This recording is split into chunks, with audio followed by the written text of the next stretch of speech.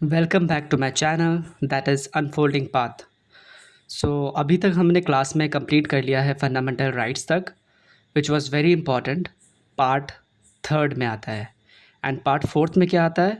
Part fourth में हमारा टीपीएसपी आता है और पार्ट फोर्थ ए में क्या आता है? पार्ट फोर्थ ए में हमारा फंडामेंटल ड्यूटीज़ आता है। सो आज हम स्टार्ट कर रहे हैं part fifth, that is union executive. Part fourth and part fourth A हमने पहले ही वीडियोस में कंप्लीट कर चुका है, सो इसीलिए हम स्किप नहीं कर रहे हैं, we have already done it.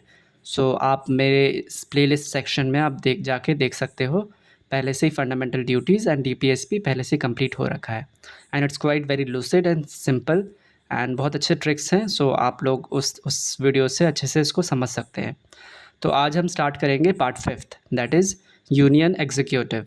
Union executive जो है वो आर्टिकल 52 से 78 तक होता है। हमारे कॉन्स्टिट्यूशन ऑफ इंडिया में यूनियन एग्जीक्यूटिव मेंशन है, जो कि पार्ट फिफ्थ है, राइट? पार्ट फिफ्थ है और आर्टिकल 52 से लेकर 78 तक। और पार्ट फिफ्थ में क्या क्या आता है? पार्ट फिफ्थ में constitution of India divided into 5 chapters. Part fifth जो है वही 5 चैप्टर्स में डिवाइडेड है।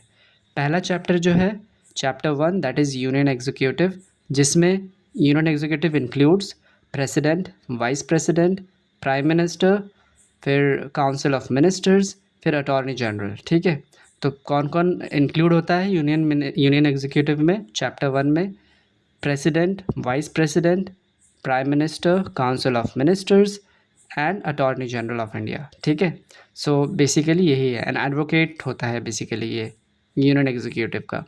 अब चैप्टर 2 में जो मेंशन है वो पार्लियामेंट है, दैट इज़ आर्टिकल 79 से लेकर 122। Chapter 2 consist of parliament, that is 79 से लेकर 122 एंड ये जो है 52 से 78 ये चैप्टर 1 था। ठीक है, एंड चैप्टर 2 जो है वो 79 से लेकर 122 parliament.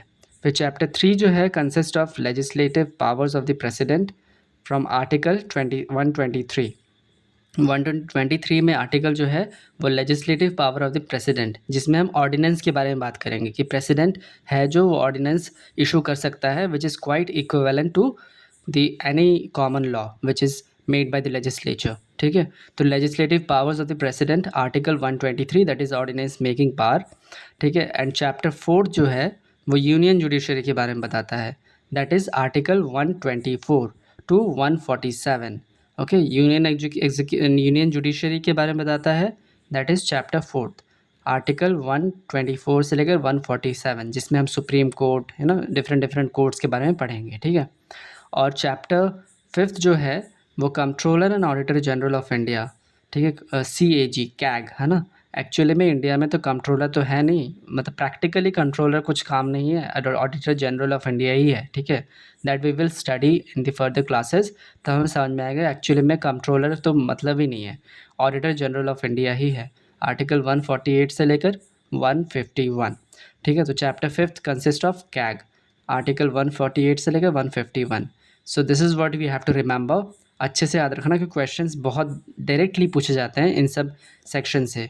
So just I am repeating it again for your convenience कि पार्ट 5 जो है वो यूनियन एग्जीक्यूटिव का मेंशन करता है, जिसमें आर्टिकल 52 से लेकर हम मान सकते हैं 151 तक। ठीक है, तो बेसिकली चैप्टर 1 जो है वो कंसिस्ट ऑफ यूनियन एग्जीक्यूटिव, जिसमें president, vice president, prime minister, council of ministers, attorney general of India, ये सब आते हैं।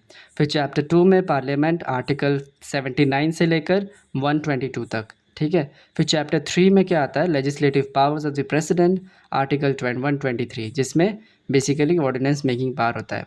चैप्टर 4 जो है यूनियन जुडिशरी है, जिसमें सुप्रीम कोर्ट वगैरह सब आते हैं, तो आर्टिकल 124 एंड 147, 124 से लेकर 147। ठीक है, और चैप्टर 5 जो है वो कैग है। ठीक है, कैग है आर्टिकल 148 से लेकर 151। So for today's class this much, we will continue with our next class with the president of India, which is quite very important. Okay, so bye bye.